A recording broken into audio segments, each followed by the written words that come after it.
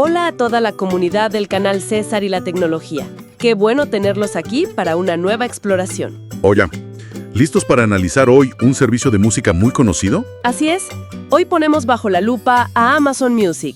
Efectivamente. Y para eso, revisamos varias fuentes, comparativas con otros como Deezer, muchas discusiones de usuarios en Reddit. Sí, tanto en foros de audiófilos como los específicos de Amazon Music. Exacto. Y claro, la info oficial de Amazon también. Nuestra misión es clara, extraer lo más importante. O sea, características, la calidad de audio que tanto se comenta, precios, catálogo. Y, fundamental, ¿cómo es la experiencia real de quienes lo usan día a día? Eso es clave. Ok, vamos a analizar esto a fondo. Empecemos por lo básico, ¿no? ¿Dónde podemos escucharlo? Bueno, está en las plataformas habituales. La app de escritorio, el reproductor web, móviles, iOS y Android. Lo típico. Ok. Pero fíjate que su integración brilla especialmente con el ecosistema Amazon. O sea, los dispositivos Echo, Fire TV. Ah, claro, tiene sentido. Sí. Y también funciona con Smart TVs, altavoces inteligentes, incluso algunos usuarios lo usan con sistemas como HIOS. Bien. Y en esas plataformas, el catálogo es uno de sus puntos más fuertes, ¿cierto? Definitivamente. Se habla de más de 90, incluso 100 millones de canciones. 100 millones, es muchísimo. Sí, los comentarios en Reddit sugieren que es muy completo, muy parecido a Spotify en cantidad, y a veces hasta mejor que Qobuz o Tidal para géneros más de nicho. Interesante. Sí, casi todo entonces. Casi todo. Aunque, bueno, hay que decirlo, no es infalible.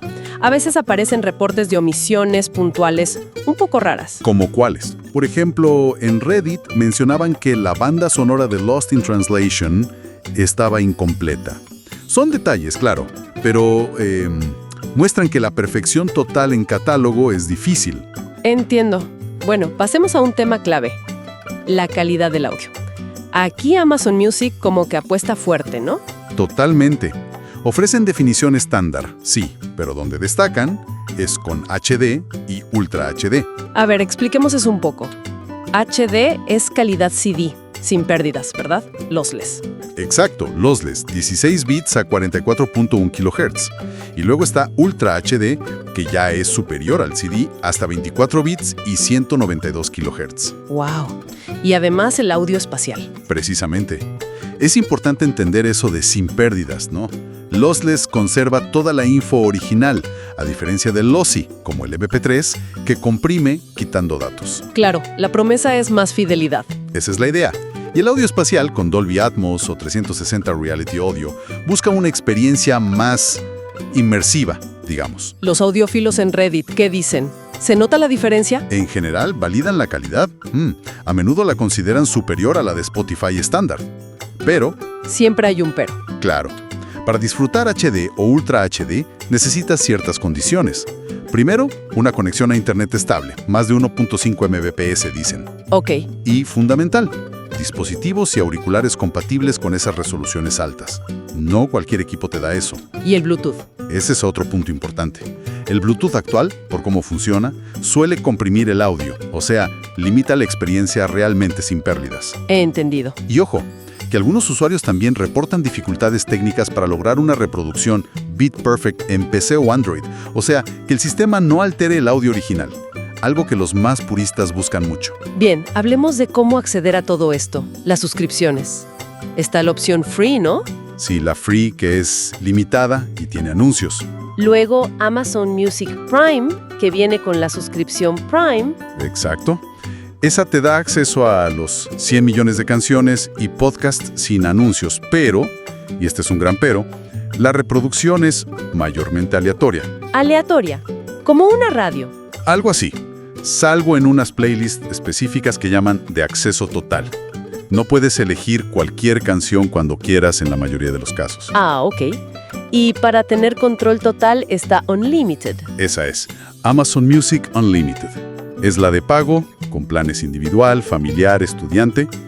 Y ahí sí tienes acceso total, bajo demanda, a todo el catálogo en HD, Ultra HD, espacial, y puedes descargar para escuchar offline.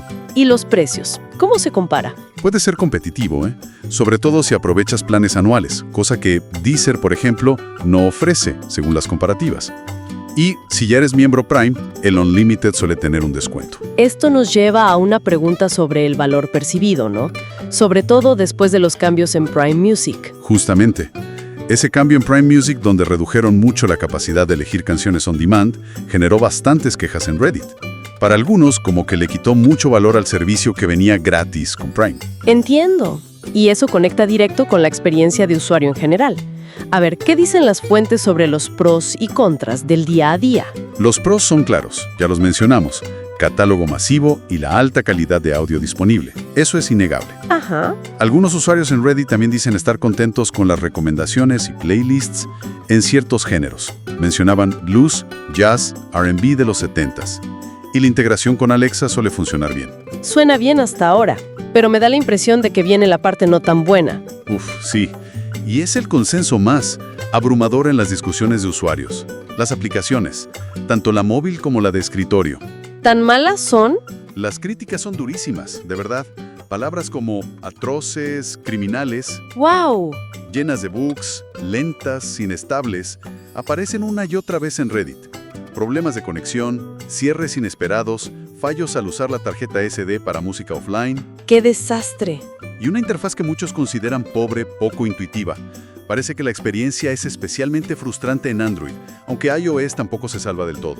¿Y la integración con otras apps? ¿Qué tal? Hay otro punto flojo. Su API es cerrada.